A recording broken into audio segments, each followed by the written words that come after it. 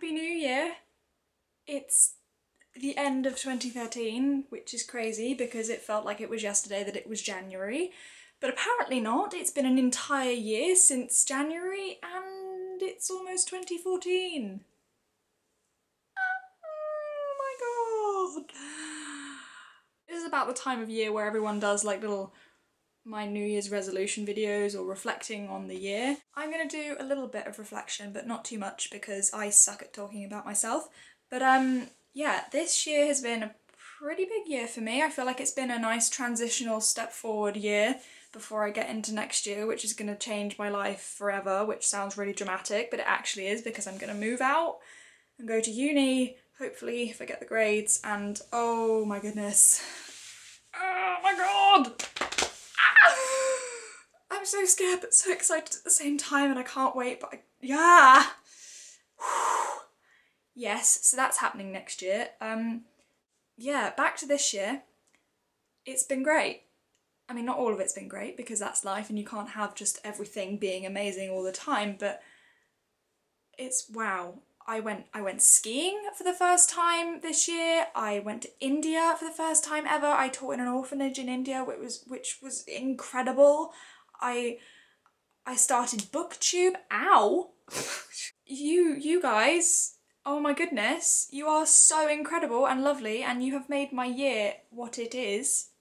That sounds over dramatic, but honestly, you're incredible. Most of the stuff in my good year box is about you guys, and we will get to the good year box in a minute if you don't know what that is.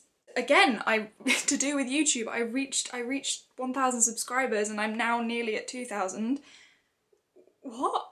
I'm sitting in front of a camera and 2,000 people nearly-ish are watching. What? How did that happen? I've been tweeted by authors and gods of BookTube, and I've created banners for gods of BookTube, and it's been so weird and so good and so incredible. I sat my AS level exams. What else? I'm not gonna keep going on because there's a long list and I can't remember anything. It's weird what your brain does at the end of a year. You just completely forget everything and then you go into next year and you're like, oh, what, when did I do that? But yeah, it's been weird. Anyway, on to the good year box. The good year box is actually something that I've been doing for this entire year. My friend Cecily, you'll know Cecily because she's been on my channel loads. If you're a newcomer, go and watch some of the videos with Cecily. There's recommendations, there's the winter lookbook, there's best friend tag, there's quite a few videos with her in them. And she recommended the idea. It's basically where you get a nice box, like this. You get a lovely little box and you write everything good that happens to you on pieces of paper and stick it in the box, and then at the end of the year you reflect on it. And that's just what I'm gonna do. I'm not gonna do it on camera because I'm fortunate enough to have quite a lot of stuff in this box, and I don't know whether you'd want to just sit here, watch me open this box. This is what I'm gonna spend my evening doing, just to end 2013 on a high, and then I'm gonna continue doing this next year because I think it's a really good idea. But next year, again, Cecily's idea, she said that it might be a good idea to keep a pad instead of a box and write something good that happens every day, which would be nice. Might buy a diary from the works or something and do it. But yes.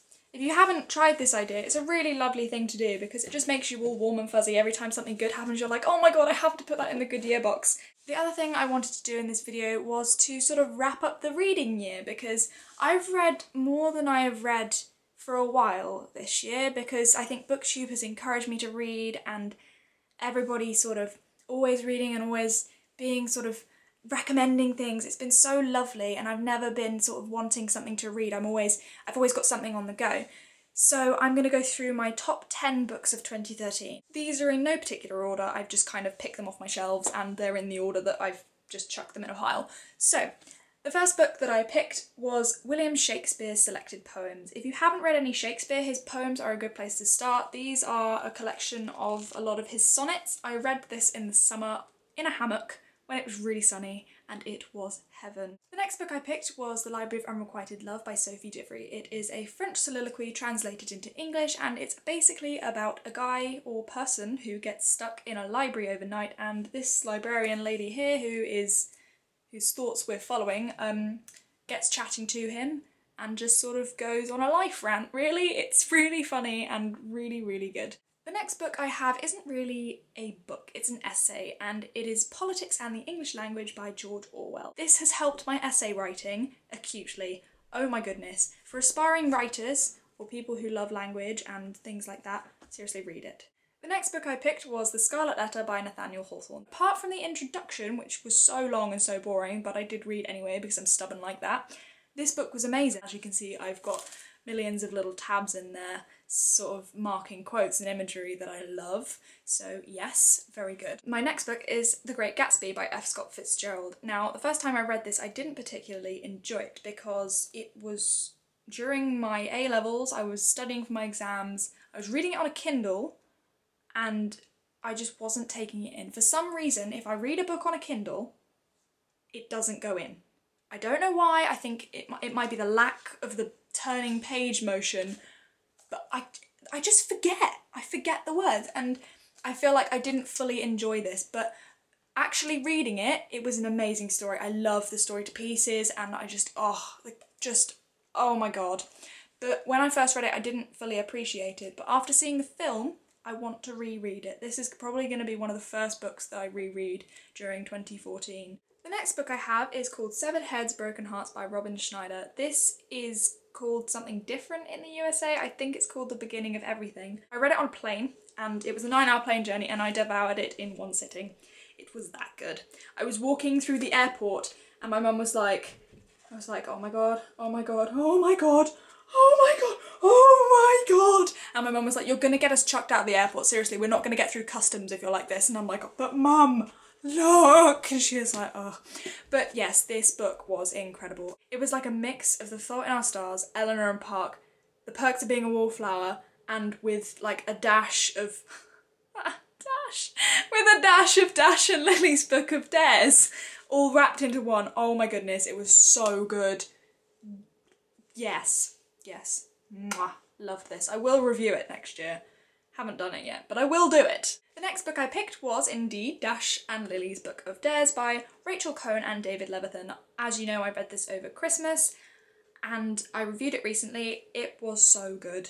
The concept of this book was just the best. I want to go to the Strand bookshop and read it in there.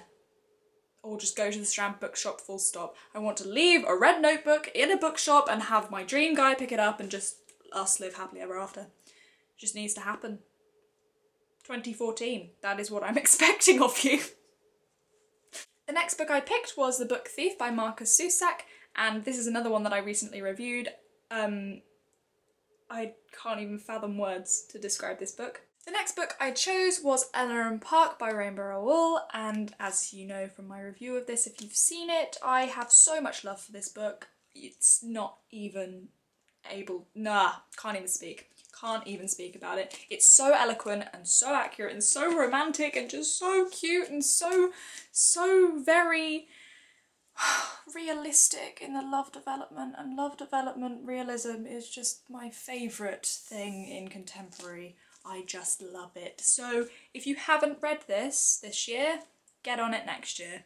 Fault in Our Stars by John Green. This was an amazing book, as you can probably tell from all of the hype in the fandoms and on BookTube and everywhere basically. I am really looking forward to the film coming out and seeing how that's going to be, because John Green, I believe, had quite a big part in this. So I'm going to reread it before the film comes out. I think it's at the end of next year, but yes, very good. So that was my top 10 books of 2013, and I think that's it. Happy New Year, everyone. Thank you for supporting me on this channel all year and for being incredible. I need to find a new word instead of incredible. That's my mission for 2014. I don't usually do New Year's resolutions, but that is going to be one of them.